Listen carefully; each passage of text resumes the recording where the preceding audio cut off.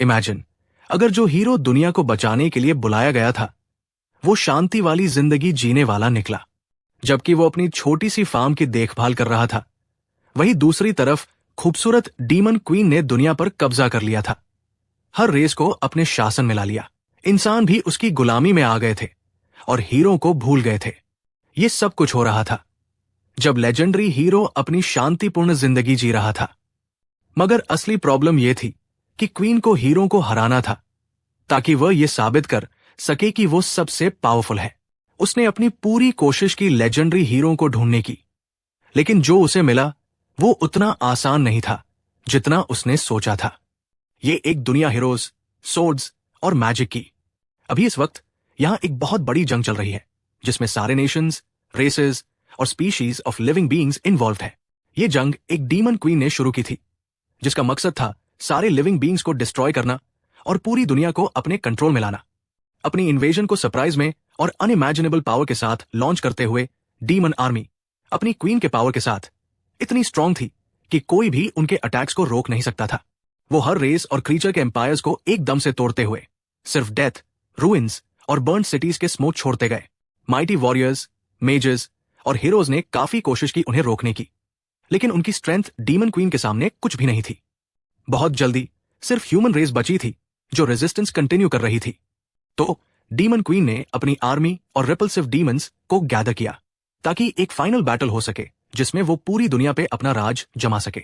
लेकिन human empire, जो कि कांस्टेंट इंटरनल क्वारल्स और रिबेलियंस की वजह से फुली प्रिपेयर्ड नहीं था, वो लास्ट बैटल के लिए रेडी नहीं था।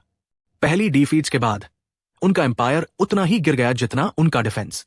उन्होंने हेल्पलेसली सरेंडर कर दिया, अपने फॉलन हीरोज को भूलते हुए जो उनके डिफेंस में खड़े थे। जैसे ही ह्यूमन एम्पायर गिर गया, डीमन क्वीन, जिसका नाम एलिजाबेथ था, ने अपने आप को इस दुनिया का सोल और अनडिस्प्यूटेड रूलर डिक्लेयर कर दिया। पूरी दुनिया को अपनी ऑमिनस शैडो से ढककर वो अपने इविल प्लान्स को कंटिन्यू कर रही थी जो सिर्फ उसी को पता थे। इस बीच ह्यूमन एम्पायर का कैपिटल डीमन आर्मी के हाथ में गिर रहा था। एक टाइम का जो इनक्रेडिबल पैलेस था और जो लास्ट डिफेंडर्स ऑफ द सिटडल थे, उनके बॉडीज के बीच हाई मेज ने उस जगह को डिस्पेयर से देखा। प्रिंस के प्रेजेंस में थ्रोन रूम में हाई मैजिशियन बैरो अपनी लास्ट स्पीच दे रहा था जिसमें उसने ये कहा कि फ्यूचर में एक हीरो जरूर आएगा जो डीमन क्वीन एलिजाबेथ को हरा देगा और मार देगा, जैसे एंशिएंट लेजेंड्स में लिखा गया था। लेकिन अचानक प्रिंस के एक ब्लो से वो जमीन पे गिर गया। इस बिट्रेयल से हैरान होकर उसके पास कुछ करने का वक्त नहीं था, बस वो प्रिंस के मोटिव्स और गोल्स का अंदाजा लगा सकता था। प्रिंस वी मेलॉय अपने डिफीटेड टीचर और मेंटोर के ऊपर एक ऐसे चेहरे के साथ झुकता है जो गुड नेचर लगता है, लेकिन उसके शब्दों में पूरा पॉइजन था। उसने कहा कि उसे हर मैजेस्टी के ऑर्डर्स को सीरियसली लेना चाहिए और किसी को भी उसका ओपिनियन इंपॉर्टेंट नहीं था। उसे बस ऑर्डर्स दिए गए थे जो उसे तुरंत ओबे करनी थी। सुप्रीम मेज हिल भी नहीं सकता था और बस हेल्पलेसली ट्रेटर के फीट के पास पड़ा था। अपनी स्ट्रेंथ के कुछ रेमनेंट्स को इकट्ठा करते हुए उसने उसके चेहरे पर वो सब कुछ बोला जो वो उसके बारे में सोच रहा था, the traitor of human race. And कितना रिग्रेट कर रहा था कि उसने पहले ये नहीं देखा। गलती से उसे उस एंशिएंट लेजेंड्स के हीरो की तरह बढ़ाने की कोशिश की थी जो उन्हें डीमन से बचा सके। प्रिंस ने जब ये सुना तो वो गुस्से से पागल हो गया। अपने गुस्से को रोक नहीं पाया। उसका रेज और हेट्रेड उसके असली डिमोनिक नेचर को रिलीज कर दिए और जब वो अपने टीचर और अपने पिता, जो काफी पहले मर चुके थे, के लिए अपने वर्ड्स ऑफ कॉन्टेम्प्ट के साथ सब खत्म करने जा रहा था, तब एक आवाज सुनाई दी, a voice of such power कि प्रिंस एक पल के लिए रुक गया। वो थी एलिजाबेथ खुद। उसके पास प्रिंस के लिए और भी गोल्स थे और ये मौत उसके लिए बहुत आसान होती। प्रिंस को अपने गोल से 1 इंच पे रुकना पड़ा और अपनी सारी इच्छा के बावजूद वो जो शुरू कर चुका था वो पूरा नहीं कर पाया। एलिजाबेथ को इस प्रोफेसी के बारे में ज्यादा जानना था। उसने सोचा, क्या सच में ये मुमकिन है कि फ्यूचर में इन वीक और इनसिग्निफिकेंट लोगों में से कोई उसका चैलेंज करने लायक हो? ये काफी इंटरेस्टिंग और फन होना चाहिए था। इतने सालों के वॉर के बाद उसने कभी अपना एक भी वर्दी अपोनेंट नहीं देखा था, लेकिन उसने ये सब बाहर से नहीं दिखाया। बस अपने कॉन्टेम्प्ट के साथ बोला, वर्थलेस आदमी, तुम्हें अपने मतलब को समझाना होगा, नहीं तो मुझे ऐसे 1000 तरीके पता है जिससे मैं किसी को मौत से भी बुरा दर्द दे सकती हूं। और उन लाल आंखों में देखते हुए इस बात में कोई डाउट नहीं था। फिर वो डरा हुआ मैजिशियन चिल्लाने लगा कि प्रोफेसी में कहा गया था कि प्रॉमिस्ड हीरो जरूर आएगा और वही उस होली स्वॉर्ड को स्टोन से निकाल सकता है। जिस दिन वो स्वॉर्ड निकालेगा, डीमंस का पावर पीपल पर खत्म हो जाएगा। ये होली स्वॉर्ड एक स्टोन प्लेटफॉर्म पर स्टक है जो मेन हॉल में है, लेकिन फिर उसने रुककर उसे एश्योर किया कि वो उसे दोबारा कुछ नहीं बताएगा और वो कभी ह्यूमन रेस को धोखा नहीं देगा। लेकिन पता चला कि बस एलिजाबेथ की एक नजर काफी थी उसे सारी इंफॉर्मेशन देने के लिए। एक ही पल में प्लेटफॉर्म से स्वॉर्ड काफी रजा हो गई, जो सीक्रेट हाइडिंग प्लेस से निकल आई थी। ये होली स्वॉर्ड अल्फा या फर्स्ट, मिथ्स और लेजेंड्स की स्वॉर्ड थी, जो काउंटलेस एनिमीज को हरा चुकी थी। इसे देखकर एलिजाबेथ ने सोचा कि क्या ये लेजेंड सच है, और जो इसे खींचने वाला होगा, क्या उसके पास सच में वो पावर और राइट होगा जो उसे चैलेंज कर सके, या शायद ये सिर्फ और कुछ नहीं बस पैथेटिक लोगों का और एक नॉनसेंस हो।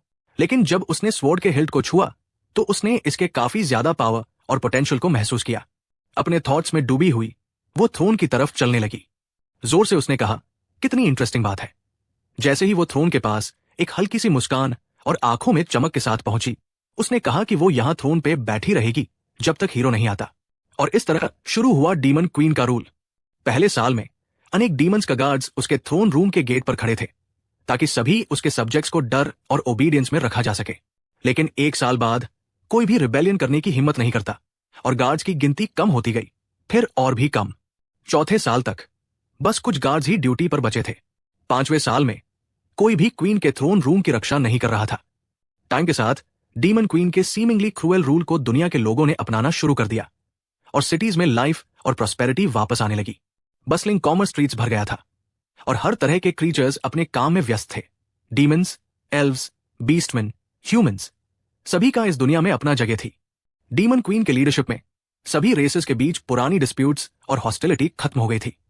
सबको बराबरी के मौके मिल गए और कोई भी दूसरे से बेहतर नहीं था। ना तो कोई डिस्प्यूट्स थे और ना ही कोई क्लेम्स। सभी को आखिरकार शांति और हार्मनी में जीने का मौका मिल गया। बहुत जल्दी continent of heroes demon queen के सीमिंगली रूथलेस रूल के नीचे प्रॉस्पर और रिच हो गया। इस वजह से कई लोग वरीड हो गए और हीरो के रिटर्न का डर लगने लगा था, जो इस पीस को तोड़ सकता था। इसलिए एक एंटी हीरोइक अलायंस बन गई थी ताकि प्रॉमिस्ड हीरो के रिटर्न को रोका जा सके। एलिजाबेथ डीमन एम्पायर के थ्रोन पर बैठी थी और अलग अलग रेसेस के एनवॉइस और अपने एम्पायर के दूर के कोनों से लोगों को रिसीव कर रही थी। थ्रोन रूम को रिस्टोर किया गया था और ये क्वीन की पावर को एम्फसाइज करने के लिए था।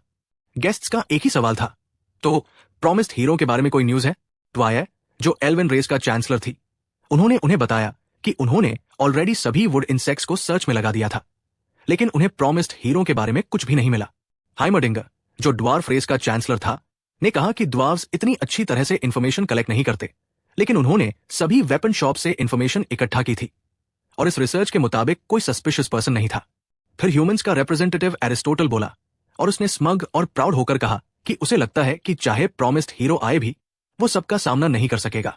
उन्हें उसके बारे में बिल्कुल भी चिंता करने की जरूरत नहीं थी। अगला बोलने वाला डीमन चांसलर जिम था, जो अपना गुस्सा छुपाने में मुश्किल से कामयाब हो पाया और तुरंत एरिस्टोटल के शब्दों का जवाब दिया कि शायद उसे नहीं पता क्योंकि वो अभी थोड़े ही पहले ज्वाइन हुआ था, लेकिन हर मैजेस्टी प्रॉमिस्ड हीरो से बिल्कुल नहीं डर रही थी, बल्कि वो चाहती थी कि वह आए। उसने ये भी फुसफुसाते हुए कहा कि क्वीन ने सारे एंशिएंट बुक्स, मैजिक और मार्शल आर्ट्स के इकट्ठा किए थे और उन्हें एक साथ स्टडी कर रही थी।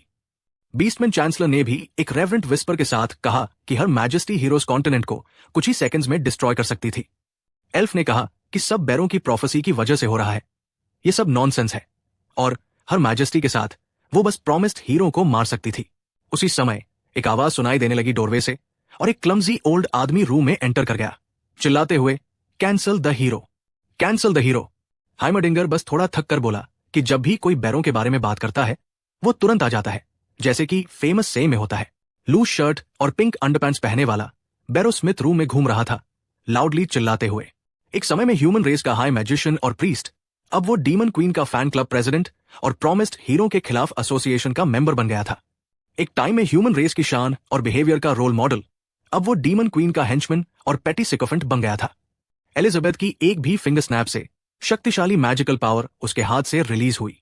ये मैजिक का स्ट्रीम जैसे एक बड़ी हाथ अनफॉर्चुनेट मैजिशियन और प्रीस्ट को उठाकर उसके साथ सभी चीजों को छीन लिया, जिससे वो हवा भी नहीं ले पाया। उसे अपनी तरफ खींचकर एलिजाबेथ ने उसे प्यारी सी मुस्कान के साथ पूछा, प्रॉमिस्ड हीरो कहाँ है? स्कैर्ड टू डेथ और क्वीन की आंखों का सामना करने से डर के प्रीस्ट अपनी जान बचाने के लिए सिर्फ एक गोल के साथ ये कहा कि शायद वो पहले ही मर चुका है, क्योंकि लेजेंड में लिखा था कि डीमन क्वीन अमर थी और हीरो कभी नहीं आएगा। उनकी स्वीट बातों को यंग प्रिंस ने इंटरप्ट किया, जो अपनी पूरी ग्रेस के साथ बोला कि ओल्ड प्रीस्ट बिल्कुल सही था, कि ये स्टूपिड प्रोफेसी पे विश्वास करना और इसे हर मैजेस्टी पर अप्लाई करना एक बड़ा इंसल्ट है। ये अनफॉर्चुनेट प्रीस्ट ने कुछ ऐसा हाल ही में पाया था जिससे वो ये कह रहा था, लेकिन उसे अपना सेंटेंस पूरा करने का मौका नहीं मिला क्योंकि क्वीन ने उसे एक पावरफुल स्लैप मारा जो उसे बेहोश कर दिया। जब उसने अपने होश में आकर बात की तो वो बस इतना ही कह सकता था कि वो इस बात से पूरी तरह सहमत है और अपनी पिटिफुलनेस को समझ गया। इरिटेटेड क्वीन ने प्रीस्ट को गार्बेज बोला और उसे हॉल के अक्रॉस एक डिस्टिंक्टिव साउंड के साथ वॉल में फेंक दिया। उसने अपने शरीर का आधा हिस्सा वॉल में, सिर्फ उसकी रोब का एक छोटा सा हिस्सा और रिडिकुलस पिंक अंडरवियर बाहर निकल आए। ऐसे जेस्चर के लिए ये एक अनएक्सपेक्टेड फेट था। एलिजाबेथ अपने चेहरे पर एक डिटर्मिन्ड एक्सप्रेशन के साथ कहने लगी कि वो सबकी रूलर है और इस दुनिया के टॉप तक पहुंच गई है। उसके हाथ में पूरी दुनिया का पावर था। वो एक लेजेंडरी हीरो का इंतजार कर रही थी जो उसे चैलेंज कर सकेगा और आखिरकार उसे एंटरटेन कर सकेगा, और फिर वो बस उसकी और भी बड़ी ग्लोरी का स्टेपिंग स्टोन बनेगा। उसने हीरो कॉन्टिनेंट की सारी एंशिएंट मैजिक बुक्स को स्टडी किया था और एंडलेस अटेम्प्ट्स के बाद वो डूम्सडे मैजिक क्रिएट करने में सफल हुई थी जो हीरो के टेस्ट के लिए रेडी था। वो स्वॉर्ड के पास आई जिसे वो पिछले 15 साल से कॉन्टेम्पलेट कर रही थी। स्वॉर्ड एक्सकैलिबर की तरह सूरज की किरणों से रोशन हो रही थी, गोल्ड और प्रेशियस स्टोन से एक्सक्विजिट तरीके से डेकोरेटेड थी। क्वीन स्वॉर्ड के पास जा रही थी, सोच रही थी हीरो कहाँ है, कहाँ छुपा है वो स्वॉर्ड को कॉन्सेंट्रेट करके देख रही थी और वो बस एक आर्म की दूरी पर थी, इतनी शाइनी और ब्यूटीफुल और साथ ही पावरफुल और डेडली भी। तो जब हीरो एलिजाबेथ के पास नहीं आता वो उसके पास आएगी। उसने स्वॉर्ड का हिल्ट अपने हाथ में पकड़ा। जैसे ही सब लोग रूम में ये समझ गए कि उनकी क्वीन क्या करने वाली है, उन्हें डर और हैरानी से भर दिया गया। वो तुरंत उसे रुकने के लिए चिल्लाने लगे, लेकिन उनकी ओपिनियन क्वीन के लिए बेकार थी। तो उसने अपनी स्वॉर्ड का हिल्ट अपनी पूरी ताकत और टेनासिटी के साथ पकड़ा और ये कहकर कि मैं तुम तक आ रही हूं, उसे खींचना शुरू किया। पूरे हॉल में क्वीन से एनर्जी के फ्लैशेस भर गए, लेकिन इतनी ताकत के बावजूद वो सब कुछ एक साथ नहीं कर पाई। लेकिन वो अपनी पूरी ताकत लगाकर खींचती रही। उसके डरावने और खूबसूरत चेहरे पर पसीना टपक रहा था। उसके चेहरे पर मैक्सिमम टेंशन का एक्सप्रेशन जम गया था। ये एक स्कैरी और डेंजरस साइड थी। पूरी एनर्जी की हवा और लाइटनिंग सब कुछ तोड़ रही थी। जो लोग थ्रोन रूम में मौजूद थे उनमें से कोई भी अपने पैरों पर खड़ा नहीं रह पाया और सिर्फ डीमन चांसलर के टाइमली रिएक्शन ने बाकी सबको खतरे से बचाया। उसने मैजिकल शील्ड्स क्रिएट किए जो बाकी सबको प्रोटेक्ट कर रहे थे, बस वो टैलेंटलेस प्रीस्ट को छोड़कर जो हॉल में वॉल के एक हिस्से के साथ उड़ रहा था। उनकी हैरानी की कोई सीमा नहीं थी। क्या डीमन क्वीन होली स्वॉर्ड को खींच पाएगी? एक इनक्रेडिबल एनर्जी का व्हर्लविंड पैलेस की सीलिंग को पेपर की तरह चीरते हुए आसमान में उड़ गया। अंत में डीमन क्वीन ने होली स्वॉर्ड खींच ली। एक मजाक के साथ उसने पूछा, किसने कहा था कि सिर्फ एक लेजेंडरी हीरो ही ये स्वॉर्ड खींच सकता है? वो इसे फिर एक और कचरा की तरह फेंकने वाली थी कि अचानक उसकी आंखों के सामने एक विल्लाहे का दृश्य दिखने लगा। पहाड़, एक घाटी और फिर एक अकेला घर। ये बहुत स्पष्ट नहीं था, लेकिन ये इतना था कि उसे समझ में आ गया कि वो लेजेंडरी प्रॉमिस्ड हीरो कहां छिपा हुआ है। एलिजाबेथ ने कहा, हां, यही है जहां तुम छुपे हो। अपना हाथ उठाकर उसने एक डिस्प्लेसमेंट स्पेल तैयार करना शुरू किया। साइकोफैंटिक प्रिंस ने क्वीन के साथ जाने की कोशिश की, उससे अपना सेवा करते रहने की विनती की, और जब वो लगभग उसके पास पहुंच गया, क्वीन गायब हो गई। बस एक चमकीला लाल बाल उसके हाथ में छोड़ दिया। उसने बस इतना कहा, मेरी टीचर एलिजाबेथ, और वो वही खड़ा रह गया। मीनवाइल न्यूबी विलेज में, एक वैली में जो इम्प्रेग्नेबल माउंटेन्स के बीच कहीं कॉन्टिनेंट ऑफ हीरोज के आउटस्कर्ट्स पर है, एक यंग पीजेंट फील्ड में गर्म धूप के नीचे मेहनत कर रहा है। एक बड़ा स्ट्रॉ हैट भी उसे गर्मी से बचाने में मदद नहीं करता और उसे अपने चेहरे से पसीना पोंछने के लिए एक हैंडकरचिफ का सहारा लेना पड़ता है। यह है लेजेंडरी हीरो। वह चुपचाप फील्ड में काम करता है और अपनी जिंदगी से बिल्कुल खुश है। उसे यह भी नहीं पता कि उसके सामने किस प्रकार की तकदीर उसका इंतजार कर रही है। चलिए अब हम उसकी कहानी पर ध्यान देते हैं। पता चलता है कि वो इस दुनिया से नहीं है। उसका नाम है ली पिंग और वो एक ऑर्डिनरी ऑफिस वर्कर था। उसकी जिंदगी बिल्कुल ऑर्डिनरी और बोरिंग थी। वो गेम्स खेलना या एनीम देखना पसंद नहीं करता था। उसकी बस एक ही खुशी थी, अपने फेवरेट शॉर्ट वीडियोस देखना जो वो पब्लिक ट्रांसपोर्टेशन में अपने ऑफिस जाते वक्त देख लेता था। ये वीडियोस फार्मिंग के बारे में होते थे। ये वीडियोस सॉइल को फर्टिलाइज करने के डिफरेंट टिप्स के बारे में बताते थे और किस तरह से हार्वेस्टेड क्रॉप्स को रेडी टू ईट मील्स में कन्वर्ट किया जाता था, ये भी बताते थे। उसे एनिमल केयर के वीडियोस भी पसंद थे। मतलब वो एग्रीकल्चर और ऐसी सिंपल केयरफ्री जिंदगी से बहुत प्यार करता था। वो उन लोगों से बहुत जेलस था जो ये वीडियोस बना रहे थे। वो उतनी जिंदगी जीने की कितनी चाहत रखता था। उसने इस सपने के बारे में कई बार सोचा था, लेकिन एक दिन कुछ अलग हो गया। अचानक उसके आसपास सब कुछ गायब हो गया और सिर्फ ट्रांसपोर्ट का स्ट्रैप उसके हाथ में रह गया। एक नई दुनिया उसके आसपास थी, जहां हवा में ड्रैगन्स का एक झुंड मैजेस्टिक तरीके से उड़ रहा था। नई हवा, नया आसमान, नए पहाड़, सब कुछ नया था। और फिर ली को एहसास हुआ कि ये कोई सपना नहीं है, न ही कोई विजन। वो डर गया और कंफ्यूज हो गया। ये उसके साथ कैसे हो गया? टाइम के साथ नोवाई सिस्टम की गाइडेंस में उसने धीरे धीरे इस दुनिया में जीने के बेसिक स्किल्स सीखे। असल में शुरुआत में उसे इस पूरी तरह अलग दुनिया के बारे में कुछ भी नहीं पता था, लेकिन वो उसे बिल्कुल नहीं डरा। आखिरकार ये वही सिंपल फार्मिंग लाइफ थी जो वो बहुत चाहता था। ली ने महसूस किया कि उसकी ताकत और सेहत पहले की दुनिया के मुकाबले बेहतर हो गई थी। फिर कुछ समय बाद एक इन्फॉर्मेशन विंडो आई जिसमें यह मैसेज था, डियर प्लेयर, इस न्यूबी ट्रेनिंग पीरियड के बाद आपने वो सब कंडीशंस पूरी कर ली हैं जो न्यूबी विलेज छोड़ने के लिए जरूरी थी। कृपया अपना एडवेंचर शुरू करें। लेकिन हमारा हीरो इस इतनी अच्छी स्थिति से बहुत खुश था कि वो सोच रहा था कि उसे विलेज छोड़ने की जरूरत क्यों है। वो यहां बिल्कुल खुश था। एक हैप्पी लाइफ के लिए और किस चीज की जरूरत थी? फिर अगला मैसेज आया जो ये एम्फसाइज कर रहा था कि जैसे ही वो न्यूबी विलेज छोड़ेगा, वैसे ही इस दुनिया के हर तरह के लोग और क्रीक्स उससे मिलेंगे। वो स्वॉर्ड और मैजिक स्किल्स सीख सकता है और शायद एक लेजेंडरी हीरो बन सकता है जो डीमन क्वीन को हराकर दुनिया को जीतने से रोक सके। और फिर उससे एडवेंचर शुरू करने को कहा गया, लेकिन हीरो ने एडवेंचर शुरू करने से मना कर दिया। उसने बताया कि वो डीमन क्वीन को मारना नहीं चाहता। उसने जिद की। वो यही न्यूबी विलेज में रहकर जिंदगी जीना चाहता था। सिस्टम विंडो उसे और ज्यादा परेशान कर रही था। उसे न्यूबी विलेज छोड़ने के लिए कह रहा था। सिस्टम ने उसे कहा कि डीमन क्वीन को मारने का मिशन पूरा करो और एडवेंचर शुरू करो। फिर सिस्टम ने यह समझाने की कोशिश की कि जितना देर वो न्यूबी विलेज में रहेगा, उतनी ही डीमन क्वीन और भी ज्यादा पावरफुल हो जाएगी। स्वॉर्ड और मैजिक स्किल्स सीखने से लेजेंडरी हीरो को ट्रेजर्स मिलेंगे और सारी इंटरेस्टिंग एनकाउंटर्स भी मिलेंगी। फिर सिस्टम ने बस उसे बार बार एडवेंचर शुरू करने को कहा। सिस्टम उसे कह रहा था कि वो न्यूबी विलेज छोड़े और एडवेंचर शुरू करे, लेकिन लगता था कि सिस्टम उसे कुछ नहीं कर सकता, बस मैसेजेस भेजकर उसे फोर्स करने की कोशिश कर रहा था। ली ने फैसला किया कि वो डीमन क्वीन को भाड़ में जाने दे। वो बस यहां रहकर ऐसे ही जीना चाहता था। न्यूबी विलेज में कुछ खास बात थी। एक स्पेशल टाइम बैरियर था जो न्यूबी विलेज को कंप्लीटली हाइड कर लेता था और उसे सेफ रखता था। इस बैरियर के अंदर एक दिन 24 घंटे से बहुत लंबा होता था और ये उसे ज्यादा काम करने का मौका देता था। हमारा हीरो ली पिंग ने इस टाइम का इस्तेमाल अपने फार्मिंग स्किल्स को परफेक्शन तक पहुंचाने में किया।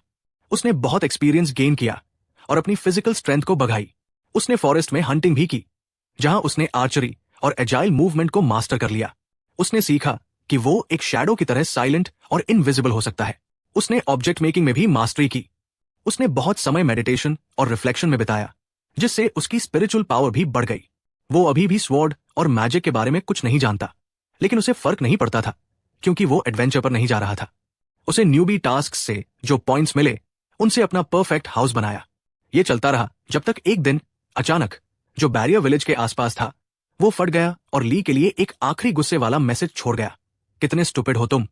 इस स्वॉर्ड और मैजिक की दुनिया में, जहां तुम जो चाहो कर सकते हो और जो चाहो बन सकते हो, तुम हर दिन सिर्फ फार्मिंग कर रहे हो, मेरी एडवाइस को इग्नोर करते हुए। तुम बिल्कुल भी लेजेंडरी हीरो नहीं हो। तुम्हें बस न्यूबी पॉइंट्स मिलते हैं और उन्हें मेंटेनेंस टूल्स के लिए एक्सचेंज करते हो। तुम स्वॉर्ड और मैजिक सीखना नहीं चाहते हो। तुम्हें मेरी एडवेंचर हेल्प फीचर्स में बिल्कुल भी इंटरेस्ट नहीं है। मुझे नफरत है तुमसे। मैं चाहता हूं कि तुम डीमन क्वीन के हाथ मर जाओ। फिर सिस्टम गायब हो गया बिना किसी निशान के। हमारा हीरो बस एक साय निकालकर शांति से बैठा। उसने सोचा कि अब और कोई अनोइंग नोटिफिकेशंस नहीं आएंगे। एक मुश्किल दिन फील्ड में काम करने के बाद वो भूखा फील कर रहा था और डिनर बनाने का सोचा, लेकिन उसने देखा कि उसके पास फायरवुड कम था और उसने थोड़ा और काटने का फैसला किया। जैसे ही वो लकड़ी के लॉग के पास गया, उसे याद आया कि उसने अपनी स्पेशल एक्स नहीं लाया। वो सुबह जब लकड़ी काट रहा था तो मैं उसे जंगल में ही छोड़ दिया। सडनली आकाश में बादल छाने लगे और उनमें कई बिजली के तारे चमकने लग गए। एक तेज हवा चलने लगी। ली ने ऊपर देखा, समझ नहीं पाया कि क्या हो रहा है। यह पहली बार था जब उसने ऐसी कोई चीज देखी थी। डर और कंफ्यूजन में उसने कहा, अब नहीं। एलिजाबेथ आकाश से नीचे आई, बिजली से घिरी हुई। ये एक शानदार एंट्री थी। खुश थी कि आखिरकार उसने इस बेचारे लेजेंडरी हीरो को ढूंढ ही लिया और खुद ही मुस्कुराई, सोचते हुए कि अब मजा आने वाले हैं। लेकिन उसकी सारी उम्मीदें एक पल में चूर हो गई जब उसने नीचे देखा। हमारा लेजेंडरी हीरो जितना तेज दौड़ सकता था अपने घर की तरफ भागा, लेकिन इसका कारण एलिजाबेथ नहीं थी, जिसे उसने नोटिस भी नहीं किया, बल्कि वो बादल और बारिश थी जो ली ने देखी। वो अपनी कपड़ों और उन फिश को लेकर चिंतित था जो खुले में सुखाई जा रही थी। एलिजाबेथ सिर्फ अंदाजा लगा सकती थी कि वो क्यों भाग रहा था। क्या ये सच में वही लेजेंडरी हीरो है जो प्रोफेसीज में कहा गया था? ली ने राहत की सांस ली। खुश था कि उसने अपनी कपड़ों और सुखाई हुई और सॉसेजेस को बारिश से बचा लिया। उसका रोबोडॉग साथी वंग कई उतना शांत और खुश नहीं था जितना उसका मालिक था। वो बादलों पर भौंक रहा था, कुछ बड़ा होने की उम्मीद में, लेकिन ली को कुछ समझ में नहीं आ रहा था। उसने सोचा कि उसका कुत्ता बारिश और आंधी से डर रहा है। उसने उसे शांत करने की कोशिश की, समझाते हुए कि अब बारिश होने वाली है और हमें घर जाना है, लेकिन वन कई शांत नहीं हुआ। जब ली ने सोचा कि उसे यहां छोड़कर अंदर चला जाए, तो कुत्ता उसे परेशान करने लगा और उस पर भौंकने लगा। तब ली भी समझने लगा कि कुछ तो गड़बड़ है और उसने आखिरकार आकाश की तरफ देखा। आखिरकार उसने एक अजीब सा आकार देखा जो बादलों के बीच था। वो कुछ अजीब था और ली ने अपने से पूछा, ये क्या चीज है जो आकाश में दिख रही है? कुत्ता भौंकता रहा। एलिजाबेथ ने ली को ऐसे देखा जैसे वो एक पूरी तरह से बेवकूफ इंसान हो। वो इतना बेवकूफ कैसे हो सकता है कि उसने मुझे किसी भी चीज से कंपेयर किया? जैसे ही ली ने उसकी आवाज सुनी, वो तुरंत माफी मांगने लगा कि पहले उसने उसे ठीक से नहीं देखा, लेकिन वो सवालों से घिरा हुआ था जो वो जिंदगी में कभी नहीं बोल पाया। किसी को बिना किसी वजह के ऐसे कैसे आना चाहिए? क्या न्यूबी विलेज पूरी तरह से सुरक्षित नहीं होना चाहिए था? एलिजाबेथ ने अपने चेहरे पर एक खौफनाक नजर के साथ कहा, पहले इसे देखते हैं। उसने एक स्पेल तैयार करना शुरू किया। ली कुछ पूछता उससे पहले ही एक चीज तेजी से उसकी तरफ आ गई। वो अपनी जान से बचने के लिए हाथ से खुद को ढकने के अलावा कुछ नहीं कर सका, लेकिन एलिजाबेथ को चौंक गई ये देखकर कि वो जिंदा और बिना चोट के था। ये प्रॉमिसिंग था। तलवार ने उसके चारों ओर घेरा बनाना शुरू किया और फिर वो सीधे उसके हाथ में आ गई, लड़ने के लिए तैयार थी। ली उतना ही चौंका हुआ था जितना एलिजाबेथ। उसने ये कैसे किया? वो तुरंत एक हीरो की तरह पोज बनाकर तलवार घुमाने लगा, लेकिन ये सब स्वाभाविक था। जैसे ही उसने समझा कि क्या हो रहा है, उसने तुरंत तलवार को अपने हाथ से फेंकने की कोशिश की। ली हैरान और डर रहा था। एलिजाबेथ ने कहा कि होली स्वॉर्ड अल्फा की पहचान गलत नहीं हो सकती। उसने आखिरकार लेजेंडरी हीरो को ढूंढ लिया था, लेकिन कुछ तो गड़बड़ था। उसकी जादुई शक्तियां इतनी कम थी कि उसकी आर्मी के नॉर्मल सोल्जर भी उससे ज्यादा पावरफुल थे। क्या वो अपनी असली ताकत छुपा रहा था? ये एक सवाल था जिसका जवाब अभी तक नहीं मिला था। फिर उसने ली को अपना इंट्रो दिया। मेरा नाम एलिजाबेथ है और मैं हिस्ट्री की सबसे पावरफुल डीमन क्वीन हूं। उसने अपनी शक्तिशाली स्पेल शुरू की इस पिटिफुल हीरो को एक ही बार में खत्म करने के लिए। और फिर ली, जो मौत से डर के कांप रहा था, अपने आप से पूछने लगा कि डीमन क्वीन यहां क्यों आई। उसी समय उसका वफादार रोबोडॉग फिर से डीमन क्वीन पर भौंक रहा था। ली ने उसे शांत करने की कोशिश की, क्योंकि उसने सोचा कि वो एलिजाबेथ को उकसा सकता है। एबिसल मैजिक की मदद से डीमन क्वीन को बस इस जगह को डिस्ट्रॉय कर देना चाहिए थी। 3 ह्यूज आइकॉन्स आकाश में अपीयर हुए। बड़े मीटियोर्स उनसे निकल के नीचे आ रहे थे। ली काफी स्कैर्ड था और फाइनली समझने लगा कि शायद सिस्टम उसे ये कह रहा है कि डीमन क्वीन से उसका मिलना तो अनअवॉइडेबल है, चाहे वो न्यूबी विलेज से न निकले। फिर ली ने अपनी स्वॉर्ड जमीन पर फेंक दी और कहा कि यहां उसे और कुछ कहने को नहीं है। बस वो अपने घर की तरफ भाग गया, बिना किसी और चीज की कोशिश किए। उसका लॉजिक ये था, तो मैं एक रुकी नब हूं, लेकिन फाइनल बॉस मेरे दरवाजे तक आ गया है, तो मैं क्या कर सकता हूं? बस अपनी किस्मत को एक्सेप्ट करूं। और वो अपने दरवाजे की तरफ बिना किसी फिक्र के चला गया। अपने फेथफुल डॉग रोबोट को बिजनेस संभालने के लिए छोड़ दिया। घर के दरवाजे पर खड़ा होते हुए ली ने सोचा कि शायद उसे इस किस्मत के लिए शुक्रिया करना चाहिए। जैसे ही वो घर के अंदर गया, उसे लगा कि उसे कुछ भी रिग्रेट करने की जरूरत नहीं है। उसने यहां बहुत खुशी का वक्त बिताया था। वो बस अपने घर में लॉक हो गया और जो भी फेट एलिजाबेथ ने उसके लिए सोचा था, उसका इंतजार कर रहा था। डीमन क्वीन को समझ नहीं आ रहा था कि ये सब क्या हो रहा है। क्यों उसने अपनी वेपन गिरा दिया? क्यों वो भागा नहीं? क्यों उसने अपने आप को घर में लॉक कर लिया? और उसकी स्टूपिड स्माइल का क्या मतलब था? क्या उसका ट्रैप है? क्या वो इतना स्ट्रांग है कि उसे बिल्कुल भी डर नहीं लगा? ये सोचकर एलिजाबेथ का दिमाग हिल गया। वो चिल्ला रही थी, तू कितना स्नीकी बास्टर्ड है। वो पहले से ही ज्यादा गुस्से में थी। कैसे कोई उसे ये सब करके मुस्कुराहट के साथ पीछे मुड़ सकता था? उसने चिल्लाया, डाई, और अपनी पूरी मैजिक पावर को इस घर पे डाल दिया। बड़े स्टोन मीटियोर्स छोटे घर की तरफ आ रहे थे और कुछ भी उन्हें रोकता हुआ नहीं दिख रहा था। रोबोट डॉग ने कॉम्बैट मोड में आकर अटैक की स्ट्रेंथ को मेजर करना शुरू किया ताकि वो उसे काउंटर कर सके। 3 बड़े मीटियोर स्पीड से आ रहे थे, ग्रेविटी के इफेक्ट और मैजिक की पावर से पुश हो रहे थे। लेकिन वन कई ने अपनी कैलकुलेशंस टाइम पर कंप्लीट कर ली थी और वो रेडी था। Combat modules with missiles robot के बॉडी से ट्रांसफॉर्म होने लगे और 1 सेकंड में रोबोट फुल कॉम्बैट मोड में आ गया। उसने अपनी सारी वेपन से फायर करना शुरू किया और कैलकुलेशंस की वजह से हर एक मिसाइल टारगेट पर गई। पहला अटैक रोबोट डॉग ने रोक लिया। एलिजाबेथ को यह देख के अच्छा लगा। लेजेंड्स का हीरो ऐसे हेल्पलेस नहीं है। उसके पास एक एडवांस्ड मैजिक टूल था, वो रोबोट डॉग। ये बैटल लेजेंडरी लग रही थी, पर इसके सामने ये डॉग कुछ भी नहीं था और वो इस बैटल में ये प्रूव करने वाली थी।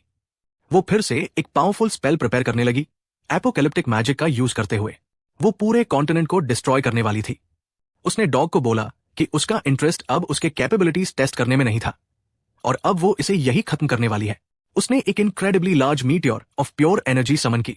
वन कई ने अपनी कैलकुलेशन शुरू की और जैसे ही वो कंप्लीट हुई, वो एक्शन में आ गया। उसने एक छोटा ब्लैक होल जनरेट किया और फिर उसे एनर्जी मीटियोर में लॉन्च कर दिया। डीमन क्वीन ने यह देख लिया, लेकिन वो पूरी तरह यकीन थी कि रोबोट फेल हो जाएगा और फिर वो छोटा ब्लैक होल एनर्जी बॉल में घुस गया।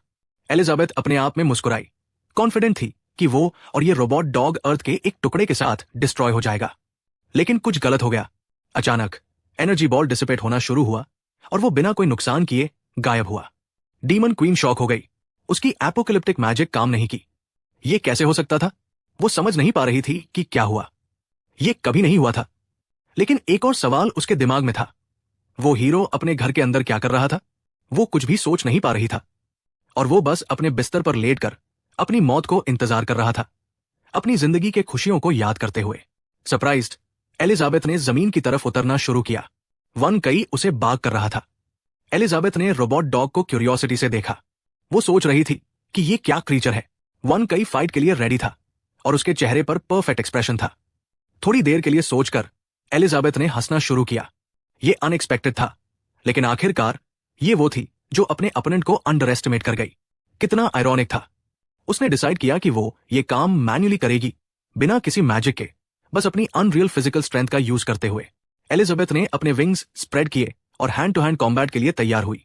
जैसे ही वो रोबोट डॉग के पास पहुंची, उसने उससे कहा, अपनी जीत पे इतना घमंड मत। मैंने अपने स्ट्रेंथ का सिर्फ 30% यूज किया है अब तक। क्वीन अपने असली फॉर्म में आई। क्वीन को पूरा यकीन था कि वह दिखाएगी कि असली टेरर क्या होता है। बेचारे डॉग के पास लड़ने के अलावा कोई ऑप्शन नहीं था। एक इनक्रेडिबल इंटेंसिटी का बैटल उस छोटे से घर के यार्ड में हो रही थी। इस दौरान हमारा हीरो 1 घंटे तक चैन से सो रहा था। जैसे ही वो उठा, उसे समझ नहीं आया कि क्या हो गया। क्या वो मर गया या नहीं? उसने आसपास देखा और वो अभी भी अपने घर में था। ली इस ट्विस्ट ऑफ इवेंट्स को देख के सरप्राइज हो गया। वो बेड से उठा, ये मान के कि नीचे सच में जमीन है। सब कुछ नॉर्मल लग रहा था, बस एक चीज अलग थी। एक एक्स्ट्रा ऑर्डिनरी साइलेंस थी। घर के बाहर ली ने चेक करने का सोचा। उसने डोर हैंडल पकड़ा और फ्रीज हो गया। एक क्रेजी थॉट ने रोक दिया, अगर ये डीमन क्वीन बाहर मेनिया की तरह उसका इंतजार कर रही हो। वो धीरे से दरवाजा खोल के देखा और सामने एक बैटलफील्ड था।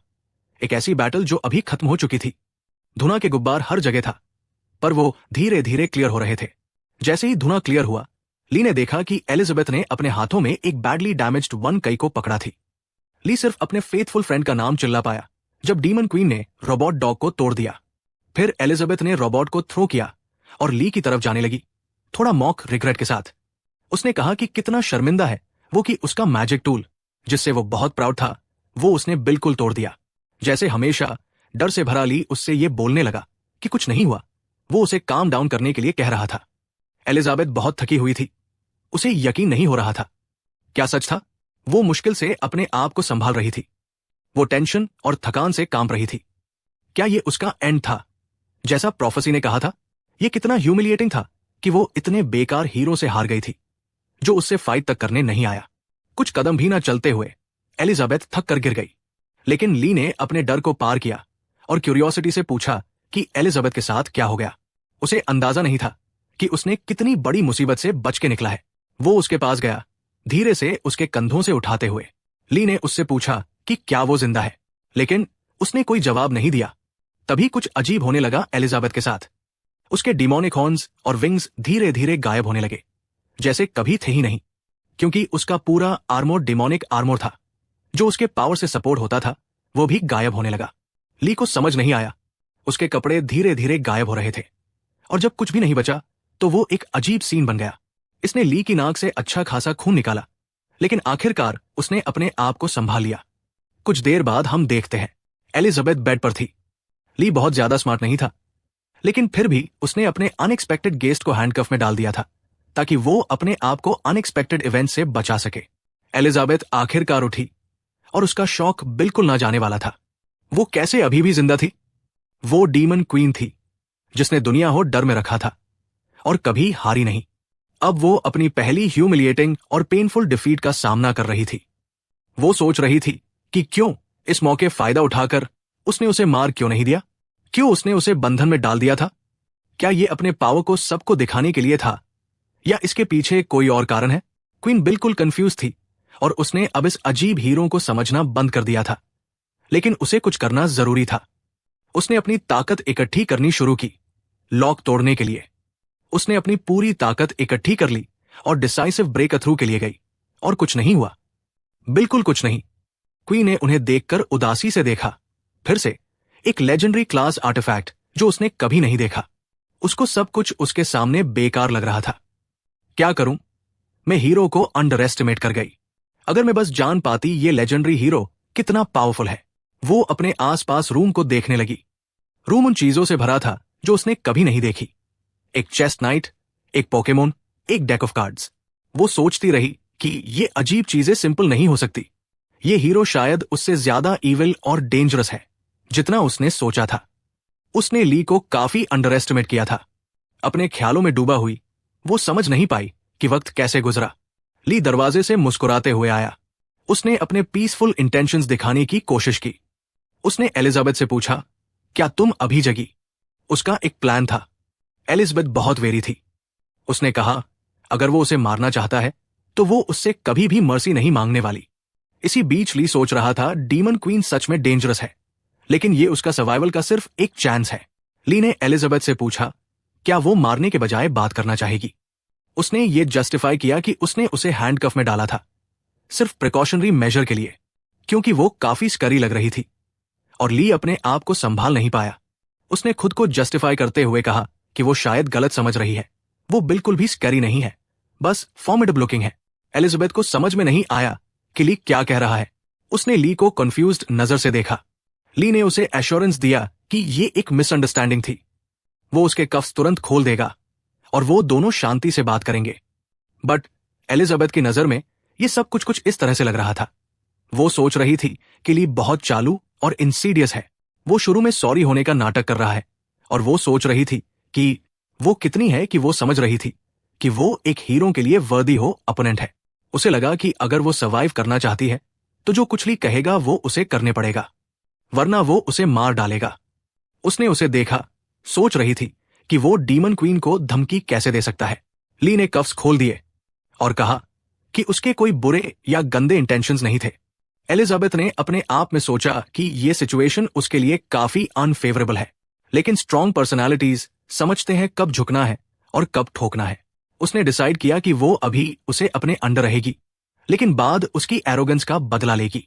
ली को समझ नहीं आया कि क्या हो रहा था, इसलिए उसने बस उसे आराम करने को कहा और कमरे के कोने में चला गया, घबराते हुए। थोड़ा टाइम सोचकर ली ने रीजनिंग दी। लोग शायद ये सोच रहे होंगे कि उसने डीमन क्वीन को अनकॉन्शियस होने पर क्यों नहीं मारा, क्योंकि इस सोर्ड्स और मैजिक वाले दुनिया में ये बिल्कुल नॉर्मल है कि उसका रिसरेक्शन पॉसिबली हो सकता है।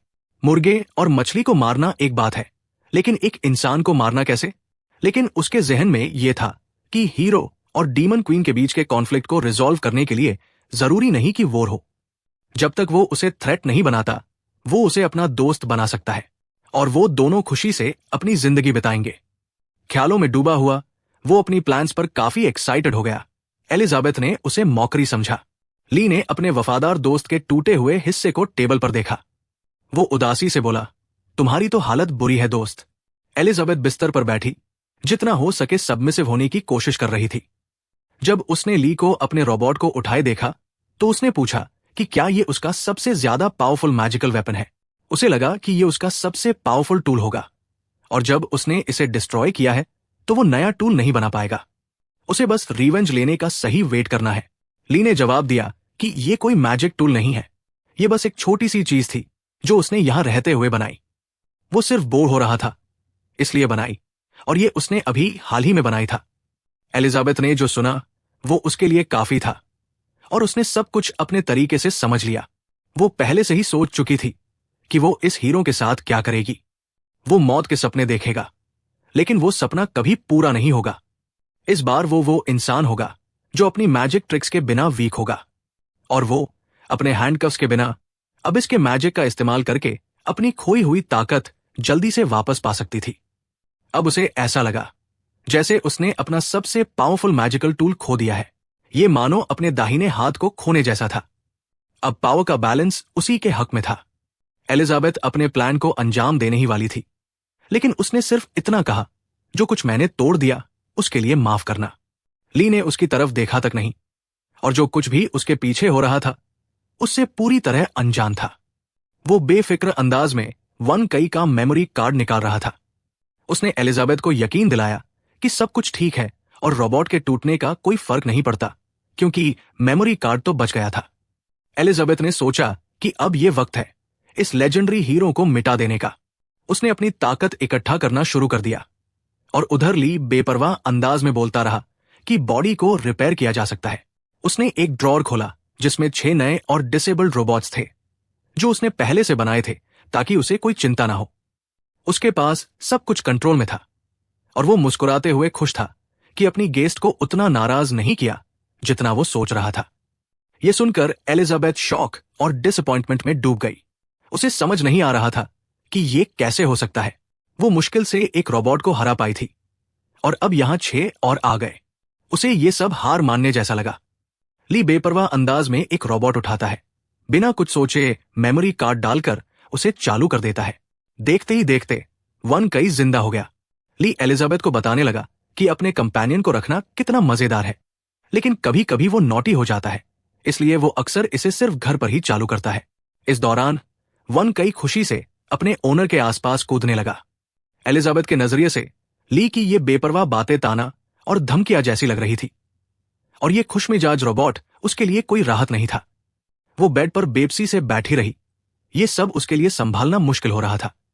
एलिजाबेथ समझ नहीं पा रही थी कि अब क्या करे। उसके पहले के सारे प्लान्स तबाह हो चुके थे, और इतने सारे रोबोट्स को हराना उसके लिए नामुमकिन था। वो दुख और परेशानी में घिर गई। तब उसे एक अजीब सी स्मेल आई, एक जबरदस्त खुशबू। ऐसा कुछ उसने पहले कभी महसूस नहीं किया था। उसने अपने सारे गम भूलकर ली से पूछा, ये क्या है? एक डीमन होने के नाते वो लाशों, खून और मौत की खुशबू से वाकिफ थी, लेकिन ये खुशबू कुछ नई और अच्छी थी। ली ने बताया कि जब वो बेहोश हो गई थी तो उसने सोचा कि उसके लिए कुछ खाना बना ले ताकि वो थोड़ा गर्म हो जाए। उसे लगा कि वो भूखी होगी, इसलिए उसने अपने तरीके से हेल्प करने का सोचा। उसके सामने एक बॉल में प्लेन पॉरेज, मीट और प्लेन डम्पलिंग्स रखे थे। वो देखने में भी अच्छा लग रहा था और खुशबू भी जबरदस्त थी। एलिजाबेथ ने खाना देखा और बोली, सिर्फ कमजोर लोग खाने के बिना नहीं जीते। वो अपनी ट्रांसेंडेंटल स्टेट में पहुंच चुकी थी, जहां उसे खाना जरूरी नहीं लगता था। लेकिन ली के बनाए इस खाने को देखकर उसका मन नहीं मान रहा था। वो खुद को खाने की तरफ खींचने से रोक नहीं पाई। एलिजाबेथ को पता था कि अब वो अपनी इस कमी को कब तक छुपा सकती है। ली को यकीन था कि अच्छा खाना देकर ये प्रॉब्लम सॉल्व हो जाएगी। उसने बताया कि उसने ये सब कुछ अपने खुद उगाए हुए वेजिटेबल्स और ग्रेन से बनाया है, बिल्कुल नेचुरल। उसने एलिजाबेथ को बुलाया और कहा कि वो ट्राई करे। एलिजाबेथ ने थोड़ा ट्रस्ट के साथ फोक उठाया और टेम्पटिंग डम्पलिंग्स को अपनी तरफ खींच लिया। उसे ये सोचकर समझ नहीं आ रहा था कि ये खाना पॉइजन है या नहीं। एलिजाबेथ के मन में शक था। फिर उसने फैसला किया और पहला डम्पलिंग अपने मुंह में डाला। उसने बिल्कुल भी चेहरे पर कोई एक्सप्रेशन नहीं दिया। फिर दूसरा। उसके चेहरे से कुछ भी नहीं पता चल रहा था कि उसे ये पसंद आ रहा है या नहीं। ली अपने कुकिंग स्किल्स और अपने बनाए खाने पर कॉन्फिडेंट था, लेकिन वो चिंता में था कि एक डीमन क्वीन को ये विलेज लेवल खाना कैसा लगेगा। क्या वो इस रूकी फूड को अप्रिशिएट करेगी? वो बहुत ज्यादा परेशान था कि वो कैसे रिएक्ट करेगी। एलिजाबेथ ने चेहरे पर कोई इमोशन नहीं दिखाया, लेकिन फोक सब कुछ कह रहा था, और डम्पलिंग्स प्लेट से एक के बाद एक गायब हो गए। जब उसने आखिरी डम्पलिंग अपने मुंह में डाला तो वो हर बाइट के साथ अपने चेहरे पर खुशी के स्पार्क्स लाई। डम्पलिंग का जूसी मीट फिलिंग मुंह में जैसे फायरवर्क्स की तरह फूटा। ये डम्पलिंग्स नेचुरल और टेस्टी इंग्रेडिएंट से बने थे, जो हाई मैजिकल एनर्जी से भरे हुए थे। वो इसे महसूस कर रही थी। वो पहले से ज्यादा सेटिस्फाइड थी। एलिजाबेथ ने रियलाइज किया कि असल में दुनिया में कितनी ऐसी चीजें हैं जो बहुत प्लेजेंट है। ये इतना डिलिशियस था कि डीमन क्वीन होने के बावजूद वो अपने आखिरी बाइट को खाए बिना नहीं रह पाई। वो जो फीलिंग्स थी, वो प्लेजर और ब्लिस की, उसने पूरा बाइट स्वॉलो किया, लेकिन कुछ गलत था। वो तुरंत महसूस कर रही थी। क्या था? एक बर्निंग सेंसेशन, एक स्कोर्चिंग फीलिंग उसके अंदर, जैसे किसी वॉल्केनो की तरह फ्लेवर और फायर का एक्सप्लोजन हो गया हो। वो अपना एक्सक्लेमेशन नहीं रोक पाई। डम्पलिंग्स इतनी स्पाइसी थी कि वो सह नहीं पाई, लेकिन वो इतनी टेस्टी भी थी। पहले तो कोई बिटरनेस फील नहीं हुई, लेकिन फिर ऐसे लगा जैसे हेल की तरह जल रही हो। एलिजाबेथ ने मुश्किल से अपने आप को संभाला और पूछा, तुमने ये फूड में क्या डाला? ली शॉक में था। उसने कहा कि बस अपने टेस्ट के लिए थोड़ा चिली डाला था। डीमन क्वीन को स्पाइसी फूड पसंद नहीं आता। एलिजाबेथ को लगा कि उसके इंटेंशंस अच्छे नहीं हैं। ये इविल हीरो ने उसे बस अपने एक्सपेरिमेंट्स करवाने के लिए रखा है।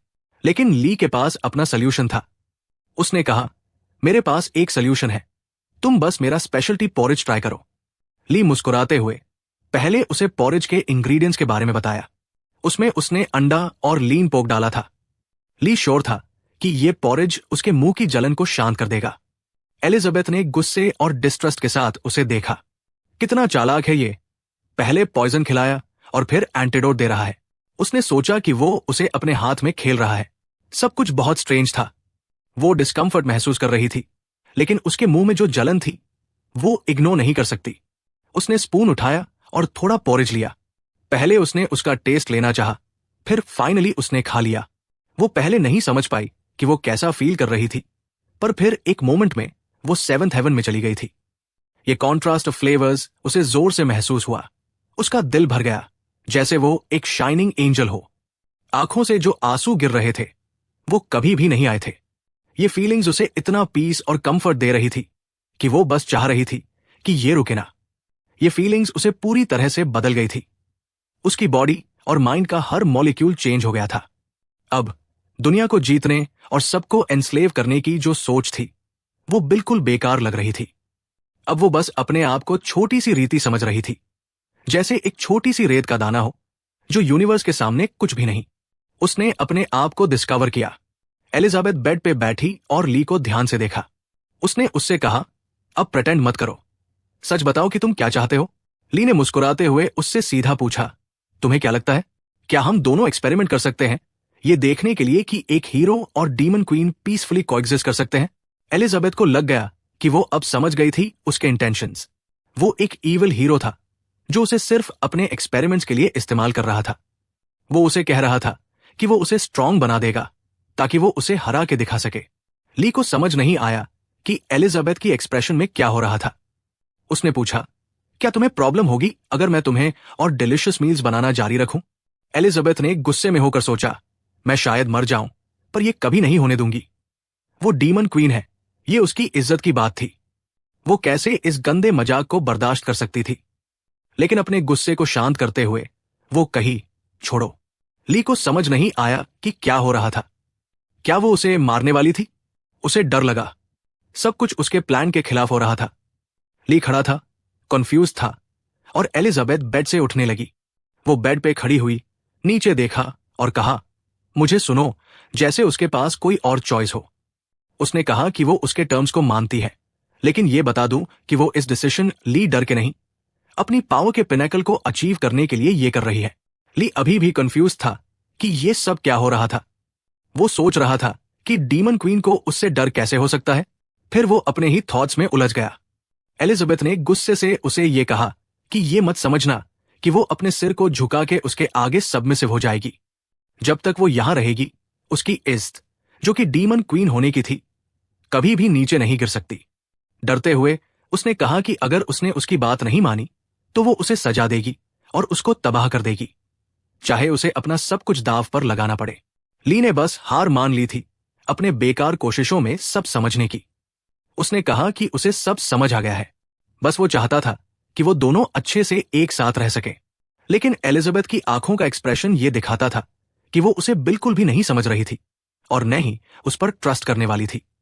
वो चिल्लाते हुए उसे कह रही थी कि अगर उसे कुछ एक्सपेरिमेंट करना है तो वो फ्री है, आके ट्राई कर सकता है। बेचारा ली बस अपने हाथ उठा के सरेंडर कर गया और एलिजाबेथ ने ऐड किया कि अगर और कुछ टेस्टी हो तो वो सब चाहिए। कमजोर विल वाला ली बस ये कह रहा था कि वो एक स्लेव है और समझता है। 1 साल गुजर गया। ली अपनी लेजेंडरी स्वॉर्ड से एक के बाद एक लकड़ी काट रहा था। काफी सारी लकड़ी काट चुका था। इसी बीच वो सोच रहा था कि अब उसे क्या करना चाहिए। पिछले साल में चीजें काफी कॉम्प्लिकेटेड हो गई। ली को याद आया कि जब डीमन क्वीन न्यूबी विलेज में एंटर हुई, उसने विलेज के प्रोटेक्टिव बैरियर को तोड़ दिया। इसलिए यहां का टाइम धीरे धीरे बाहर की दुनिया से सिंक्रोनाइज हो गया था। टाइम सिंक्रोनाइजेशन कोई प्रॉब्लम नहीं थी। प्रॉब्लम यह थी कि बैरियर के बिना बिगिनर्स विलेज अपनी मेन फंक्शन कंप्लीटली लूज कर चुका था। अब वो उसके आसपास जो वाइल्डनेस थी उससे ओपन और वल्नरेबल हो गया था। ऐसे मॉन्स्टर्स जो उसने कभी नहीं देखे थे वो अब आसपास दिखने लग गए थे। ली ने अपनी लकड़ी काटना जारी रखा और सोचता गया कि डीमन क्वीन को अपने घर में रखना काफी फायदेमंद है। ये मॉन्स्टर्स को दूर रखता है। लेकिन एक सवाल था, जब वो चलेगी तो क्या होगा? उसके बिना वो कैसे सर्वाइव करेगा? इसी बीच एलिजाबेथ ने उसके कमरे से चीखना शुरू किया। वो कह रही थी कि लंच का टाइम हो गया है। ली ने जल्दी से जवाब दिया कि वो बस 1 मिनट में रेडी हो जाएगा। क्या लाइफ थी एक हीरो की। ली को समझ आ गया कि उसके पास कोई और चॉइस नहीं है। एलिजाबेथ का होना ही उसकी सेफ्टी थी, इसलिए उसे जितनी देर हो सके रखना जरूरी था। लेकिन 1 साल में एलिजाबेथ थोड़ी बदल गई थी और इसके पीछे एक रीजन था। इसी दौरान एलिजाबेथ टीवी के सामने सोफा पे लेटे हुई नॉटी कंटेंट देख रही थी और अपने 6th बैग ऑफ चिप्स खाने में बिजी थी। वो बिल्कुल आउट ऑफ शेप हो गई थी। टेस्टी फूड और टीवी ने अपना काम कर दिया था और इन दोनों ने मिलकर सारे वर्ल्ड्स और डायमेंशंस में ज्यादा हीरोज को हरा दिया था जितना एलिजाबेथ सोच भी नहीं सकती थी। क्रम से कवर्ड एलिजाबेथ रुक रही थी, लेकिन उस शो को वो इतना पसंद नहीं करती थी। इसलिए उसने ली से पूछा क्या वो नए चैनल से कनेक्ट कर सकता है। ली बस खाना लेकर किचन से आया था। डिनर ऑलमोस्ट रेडी था। उसने जवाब दिया कि जब सिस्टम डाउन हो गया था तो बस ये चैनल ही काम कर रहा था और उसके पास और कुछ करने का ऑप्शन नहीं था। लंच ऑलमोस्ट रेडी था। एलिजाबेथ सोफा से उठने लगी, जो उसके वेट की वजह से सोफा क्रैक कर रहा था। उसने ली से कहा, मेरा वेट करो, लेकिन उठने की बजाय उसने एक स्पेल प्रिपेयर करना शुरू कर दिया। छोटे छोटे डिमोनिक विंग्स पिंक फायर के फ्लैशेस में बन रहे थे और फिर वो उसके बैग से अटैच हो गए। चल के जाने बजाय उसने बस विंग्स कंजूर किए और उन्हें यूज करके टेबल तक उड़ने लगी अपने चिप्स खाने के लिए। जैसे ही वो ली के पास से गई, उसने पूछा, ये पटेटो चिप्स किस तरह के पॉइजन है?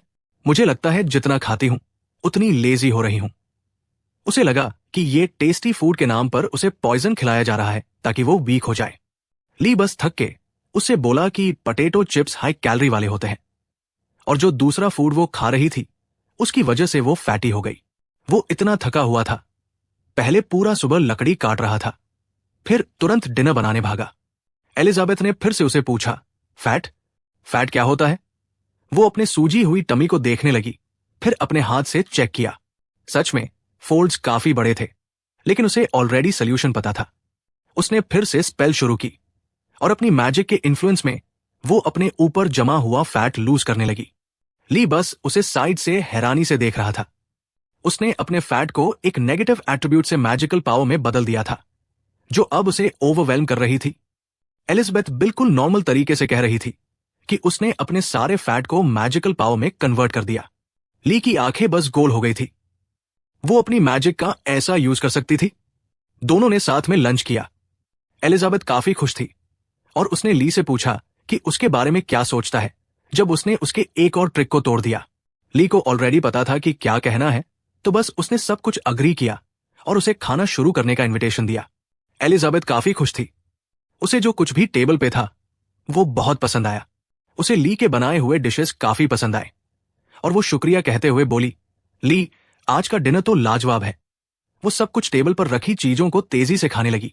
ली बस उसे कहने का टाइम पा रहा था कि थोड़ा धीरे खाओ। थका हुआ ली कह रहा था कि अगर उसे और चाहिए हो तो वो और बना देगा।